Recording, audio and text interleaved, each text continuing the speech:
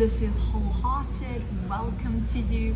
We're on part 8 of the Identity series, a series I'm very passionate about. Trust that you've been enjoying the journey with me as we step into all that God has for us as women. Today I'm going to be speaking about another stabilizer called comparison. And just like I've been using the illustration of Samuel's bicycle with those training wheels are like stabilizers. Sometimes we kind of lean on them. Things like comfort, things like excuses, things like comparison. And when we lean on them, we don't truly step into all that God has for us. So another stabilizer, a thing that we kind of lean on sometimes, is something called comparison. And the destination that we kind of set out for was linked to who I thought I should be, but the destination for my life was about who He knew He had created me to be. And so God has created you to be a woman of God with purpose, with destiny, and to be uniquely you. Let's pick up in the scripture in 2 Corinthians 10 verse 12 in the Amplified Classic. 2 Corinthians 10 verse 12 says this: now that we have the audacity to venture, to class, or even to compare ourselves with some who exalt and furnish testimonials for themselves.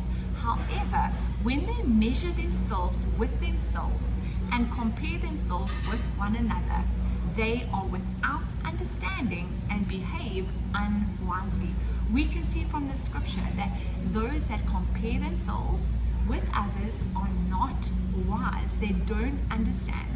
Truly, I believe the biggest thing that you and I have to stop doing is comparing ourselves with other people, other women, because we don't look like them, sound like them. We were never meant to sound like them, look like them.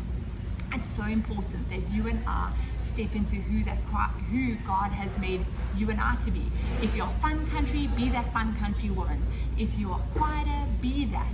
You know, if you have a certain look, go with that look. Do that. It is no problem at all. God has made you exactly like that. And so it's so important that we step into all that God has for us, and we don't compare because we don't sound like that person, that we don't look like that person, we're not good at that, we're not good at baking like that person.